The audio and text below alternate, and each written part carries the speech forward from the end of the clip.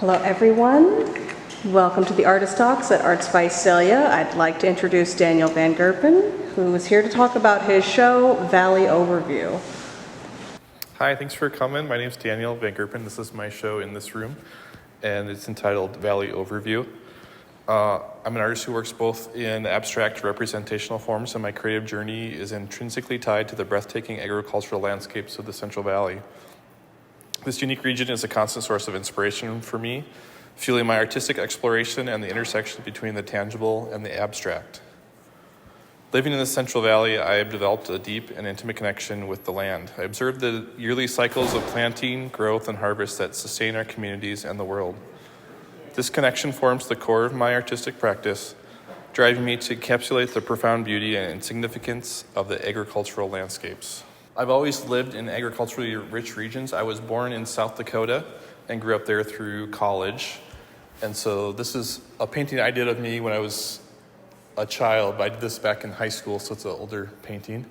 And then this is a painting of my grandma's farm that I did back in high school as well. So it's kind of the early days that I've always grown up around agriculture and been inspired by that. And both my parents grew up on farms, and so we all summers and vacations we'd go down to grandma's house and go run around the farms and run through the fields, and we would work, pick rocks and things like that, which to my cousins was work, but to me it was fun because as a city kid it was interesting and new instead of work, and for them it was less fun because they had to do it all the time. And then growing up, I went through a bird period in high school, so I was always drawing. I was really into birds and feathers and layers and all of those things. And so this was from my first show I did. There was a craft fair in my grandma's town of about 500 people, and so at the school gym, and so I made prints of these on a copy machine. And that was my first art sale, was selling prints of these bird drawings that I'd done in high school. And so throughout growing up, encouragement was a big thing for me, and so my high school teacher was a big encouragement for me as well. She gave me different tasks and stuff. Often when their students are interested in things, they get extra homework to do and things like that. So I was allowed to use oil paints, which wasn't really allowed by the school system, and then I could spend some of my lunch times in the art room instead of the free period or whatever. So all that encouragement, and then she entered me in shows and things like that. So it was a big encouragement. And then heritage is a big role in my creative journey. So this is my grandma, where we would spend the farms. And so kind of my aerial perspective, as I look back and write these artist statements, I see these little things that pop up now and then. And growing up, we always had these aerial portraits or photographs of farms, which was a big thing. They have salesmen who go around and take pictures of all the farms and then sell them. So this was a photo that was of my grandma's farm. And then the cinnamon rolls are kind of a symbol of the creativity. And the heritage was, as I was getting older in high school, college, my grandparents were getting older, and so I wanted ways to remember them and have had their influence in my life. And so my grandma was a baker. She made pies, and cinnamon rolls was like the staple of breakfast at grandma's house. And so I wanted to learn how to make those cinnamon rolls, and so I had her teach me. Trouble is, she doesn't measure things. It's all touch, feel. It's this moist, it's this dense, it's not sticky, you put this in, it tastes like this. And so the recipe is basically useless at this point, that I had her kind of gauge what she did. And then after she died, we found stacks of recipes and cards and things like that. And there's at least 7 different cinnamon roll recipes in there, so there's really no way of knowing which way she actually made them. So it's kind of this mystery, but that's kind of a memory I have of my grandma and the creative process. And these are my parents. My mom was a hobby artist, so when she was younger, she would paint portraits and farms and things like that. And so as a kid, I had access to tools and encouragement, which I think were big factors in my artistic development. And so that was important. And my dad, also, he worked at Sears.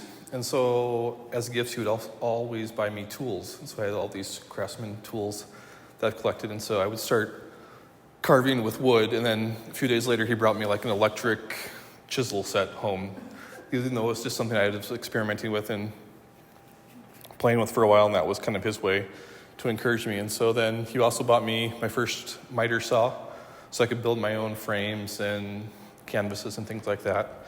So that was kind of his contribution to that creative process. Which also leads to creative tangents. And so I started with the miter saw, and I kind of spent like, oh, what if I have this tool, and I have this tool, and so I started doing some woodworking. So here's kind of a decorative woodworking piece that I made. And then I also had a friend who was into photography, so I got into photography as well, and so I've done some weddings and things like that. And so I've always explored all of the different areas of artistic creation. And throughout the journey, sketchbook has always been an important tool of mine, both for expressing ideas and also it's kind of a diary of just emptying your mind and putting it down on paper is a good way to just kind of get all these ideas out.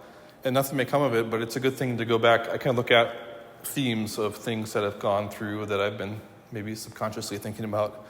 And so trees was one of the things that came out of that. So I went through what I call a tree portraiture period. So I did a lot of paintings of trees and rivers and things like that. So that was kind of a time in my life that I went through. And so it's always been a good practice for me to keep the sketchbook going and just throw out ideas and kind of look at and examine what's coming out of that. And then this was, I think, looking back through my photos, I think this is my first, what I would call aerial perspective painting. This was inspired by, I was living in Salinas at the time, in Monterey County area, and there's kind of a hiking trail on the edge of town, and you look down and see the Salinas River and the hills and such. And so I was really inspired by that perspective, and this is kind of the first instance that I recall of that kind of coming up in my paintings and my artwork. And then I met my now wife online. So I was living in Salinas, she was living in Fresno. We met online dating, and this was our first date. She nervously asked if we could take a picture, and really thankful that she did at this point because now we have this memory of our first date down in Monterey. So that was a lot of fun. So then I ended up moving to Fresno, and we started a family, and there's always kids around now that we have our two boys, and they love to create and make big messes and things like that. And so there's a few of these paintings that on the backside you can see where my kids have painted because there's brush marks and drawings and things like that. So I try to keep them, if they're at that level, to keep them turned around so that they don't destroy the front of them. But like Picasso said, it took me 4 years to paint like Raphael, but a lifetime to paint like a child. So sometimes I use my kids as inspiration and starter for things. And so they give my kid a pencil or charcoal or whatever. And then one of the things that my sister and I used to do when we were kids on long car drives is we would make marks on a paper and then swap them. And then we'd have to try to make something recognizable out of that chicken scratch. And so it's kind of a fun game that we played. So I've been playing that with my kids sometimes too. And so this was one that he did. And then I ended up making this painting from that marks that I think he was maybe 1 or 2 at the time. So it was a fun little brain exercise to try to work something out from what they're doing. And then my work ranges from representational to abstract. And so with the abstract things, sometimes what I do is I just paint straight from the tube. Just use that as sort of a marker or drawing utensil. It's really tangible and creates really, really thick layers. And this is the finished painting there. So my representational art celebrates the tangible. My abstract pieces dive deeper into the emotional and conceptual aspects of the Central Valley's agriculture. These works explore the ever-changing rhythms of growth, life, and decay. The abstract allows me to convey the visceral sensations, the hidden stories of land, and the connections between the earth and those who nurture it. Central to my artistic narrative is a celebration of the harmonious coexistence between nature and human endeavor. The Central Valley is an agricultural marvel, and my paintings aim to portray the intricate dance between the meticulous cultivation of orchards and the meandering grace of the rivers. It's a story of balance, interdependence, and the essential role of agriculture in our lives. One of the great comments that I got from one of my kind of acquaintance friends is that you paint like John Steinbeck. And that really struck me as that. So Salinas was a big influence in my life too, and so painting like Steinbeck was a great compliment to me to try to tell the story of the people and the land and the agriculture that's there. So that's a great thing. So with every stroke and composition, I aim to infuse a sense of poeticism into these landscapes. It's not merely about depicting what the eye can see, but also what the heart can feel. The majesty of the Central Valley from above is a symphony of emotions, and I invite viewers to join me in this poetic exploration. Through these aerial portraits, I pay homage to the land that sustains us, the hands that cultivate it, and the fragile balance that binds us all. I invite you to soar with me through the Central Valley skies, where the agricultural heart beats in harmony with the earth itself. Contemplate the beauty, complexity, and fragility of this remarkable landscape. I want to thank you all for coming and sharing in this journey and exploration. If you have any questions, I'm happy to answer those, or if you have those later, I can speak to them. I don't. My day job is a graphic design, so I work for a software company. Graphic design is my day job, and then this is my business side job. Sometimes it's full-time too, but especially when there's shows. Yeah, so it's a creative process too, yeah. You say you start with the paint itself. Some of these look like you must have had some idea of the sketch first. You actually do a sketch, or do you work straight from your palette or two? I don't have a solid kind of process. Some of them start from photographs. Like this one is this is from a photograph. This is east of Fresno at sunrise. And so this started from a photograph, and then I had a sketch and worked it out. Whereas, say, this one started with just charcoal, making lines, and then I started making kind of converging lines, figuring out where the perspective is, and then slapping paint on, and then layering and things like that, scraping off and adding. So it's kind of... You start with a blank canvas, and then work with your palette, for example, from the photograph? Yeah. You start from the corner and work down, or do you I work all over. work on Yeah, it's a big mess, and then I try to make sense of it.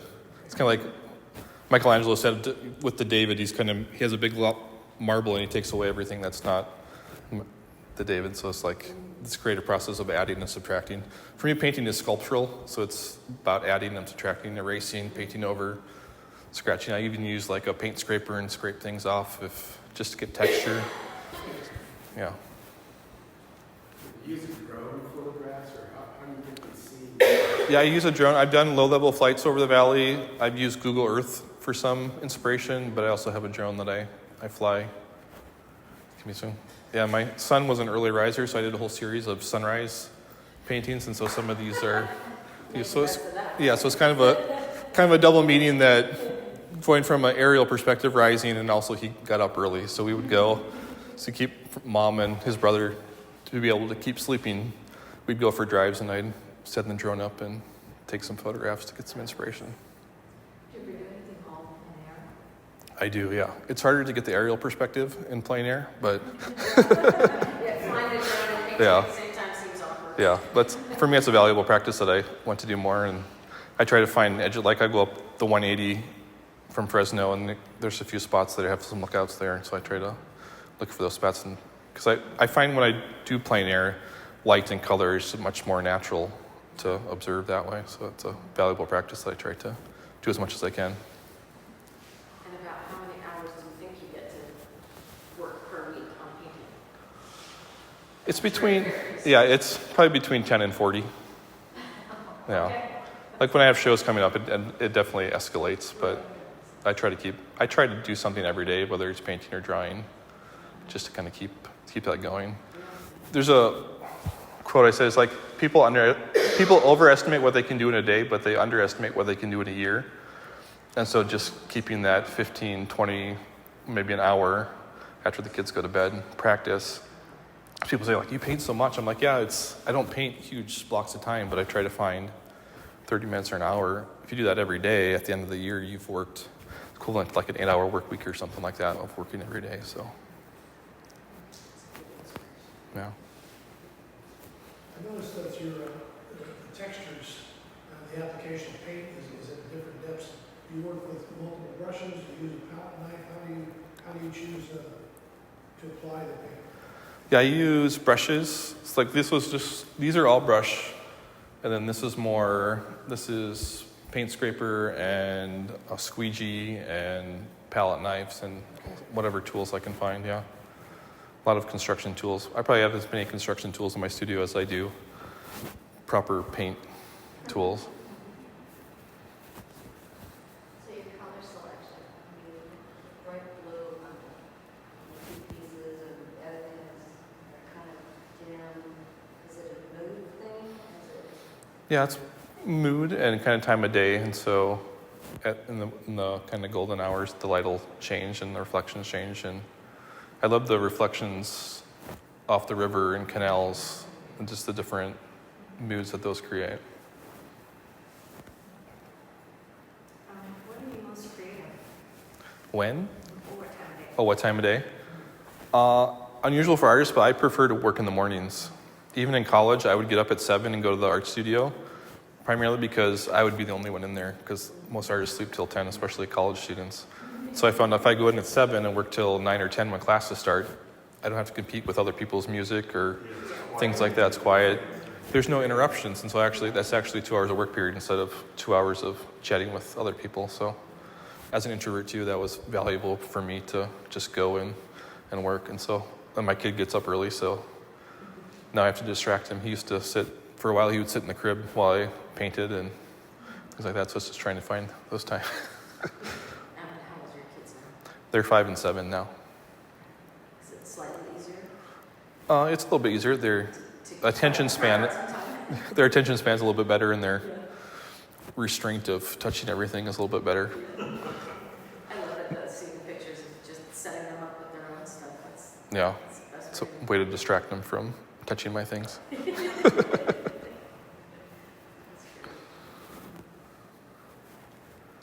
one more question. I noticed there are different canvas sizes, Yeah. and I'm just curious if you start with an image in mind and then pick the canvas, or do you have the canvas and then you look for the image that you think that will best be expressed? My painting instructor in college said, make your canvas fit your idea, don't make your idea fit your canvas. So we were kind of trained to have the idea and composition sketched out before. So usually it's kind of make the idea fit the canvas. But there's also ones, like more abstract ones, I'll just start making marks. So it doesn't really matter what size or aspect ratio the canvas is. Behind, for example, wouldn't work vertically. Yeah.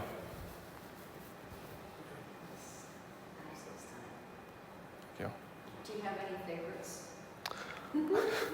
I say they're like my children. I love them all, and they all frustrate me at times. That is true. Yeah, so there's some that are near and dear to me. Usually when my wife falls in love with one, that's usually the next one to sell. So I'm like, why can't you love them all so that they all sell? I hope she got to pick a few of her favorites, though. That Yeah, is she's, still yeah, Oh, good. yeah. You There's- should get in a groove where she likes several in a row, and you have like, I mean, I know, I've sold paintings, and I had like a 2-year period where I kept just selling, and then it just started drying up, and it's like, what causes that? I thought a lot of it was, for me, was self-promotion. Yeah. Showing everybody my artwork. Yeah. But do you have times like that where things are really hopping, and then times where, things slow It kind of comes in waves, yeah. I think the economy is a big influencer of that. I find like April to May, June is a good time, and then the holiday season. Because you got people get their tax returns, and then holiday timing. Those are kind of my better selling times of the year. You did pretty good this one. Yeah, that was a good show. So one thing I've noticed is that subject-wise, you have this kind of natural waterway contrasting with the squares and ag, but you also have this interesting contrast with how you work. You have a very relatable subject matter about, we all know, we live here, we experience it every day. Each piece, a lot of I hung the show, so I got to see the actual kids' artwork behind it. So each Yeah. piece of it has these very intimate family connections to you, so there's this contrast between general relatability to everyone with these really intimate moments for you and your family. It's these like extreme contrast is something that you really like to play with in your artwork or in your life in general. You find yourself working with all of those kind of heavy contrasting themes. Yeah, I think contrast is interesting to me. I think part of it's I'm like, right brain, left brain. I'm 50-50. So I like order, but I also like chaos. And so for me, kind of the mixing of the agricultural landscape with the straight lines and rows, mixing with the river, just is really interesting to me, and how that the river breaks it up. And same thing with contrast, like high contrast. I like high contrast lighting. It creates an interesting, so it's kind of an abstract shape, but as you enter more into the painting, you get more details of the surrounding landscape as well. And it's so interesting too, with much less contrast. Yeah, And it just kind of looks like when we have a really dusty, dirty air day in the valley. yeah. All that fresh air. Yeah. But it's so beautiful like that. Yeah, and I love exploring the abstract and the representational. And for me, I kind of have that internal conflict of like trying to find a defined style. So I think part of it, finding this niche subject matter helps connect those. And so you have these more abstract things that are pretty, like this back one over here with the green is pretty abstract. And by itself, it's just an abstract painting, but you put it next to a painting with fields, and there's that line that connects those things and makes it interesting to me.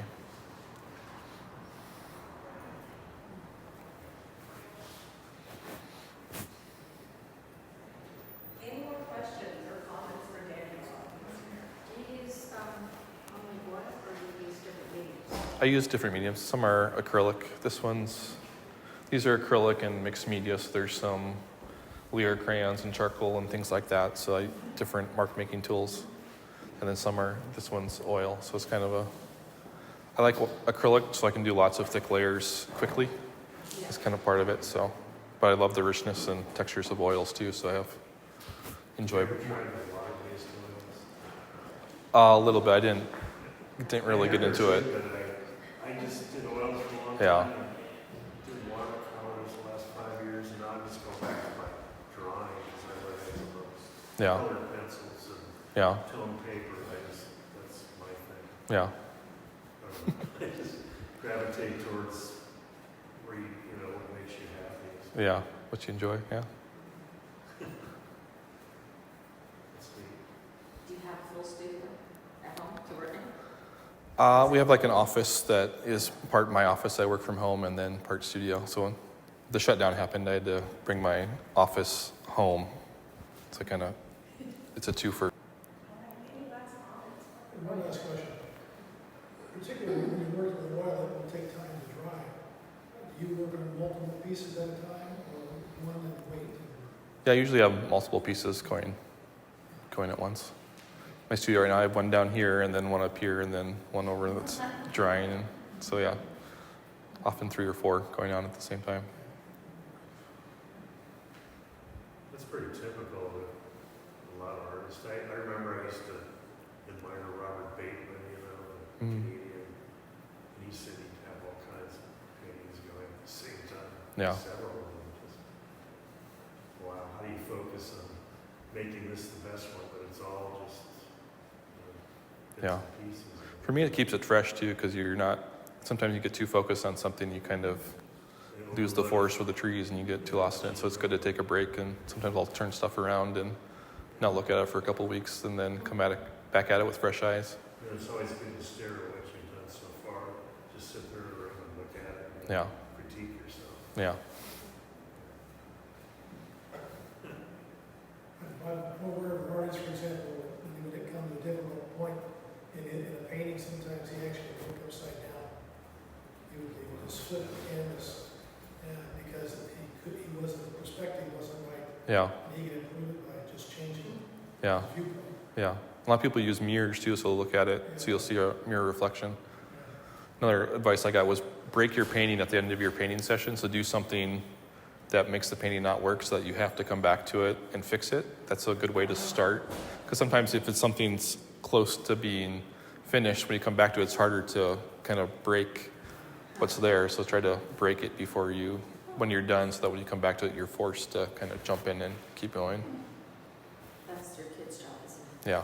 Yeah, they do that sometimes. Yeah, I did another show in Hanford a couple months ago, and during the reception, one of my friends came over and said, "Did you notice there's a Frosty the Snowman on your painting?" So in the middle of one of my paintings, he had taken a rubber stamp, and there's a red Frosty the Snowman. It's very faint, And I was able to rub it off, thankfully, but right in the middle there's a Frosty the Snowman. That was one of my questions. Do your kids help you paint? Apparently they do. Sometimes, yeah, sometimes they help, yeah. So does painting talk to you when it's done, or is your work never really done? I kind of equate it to Subway. So there's kind of, a painting is never, you could always keep painting stuff. And so there's kind of, for me, there's like Subway stops where I get to a point that this is a stopping point. It could be finished here or I could keep going. And sometimes that's good and sometimes that's bad to keep going. And in my perspective is that it's okay if you break it because you can always paint another one. That's always been my perspective, is that trying to hold your painting too perfectly, thinking it's a perfect thing, kind of hinders you from progressing to where you're going. Like this one is painted over maybe 3 times because I got to a point I'm like, oh, it's done. And then I just made big scrapes and then it ended up this much more visceral and textural painting. Yeah. And so it was kind of this safe thing that was it kind of worked. It could have worked, but I'm glad that I kept going and kept, because it made a much better painting, which doesn't always happen. Sometimes it ruins it, and then I have to, but I can pull off the canvas and start over, or just keep going. All right, thank you. Excellent.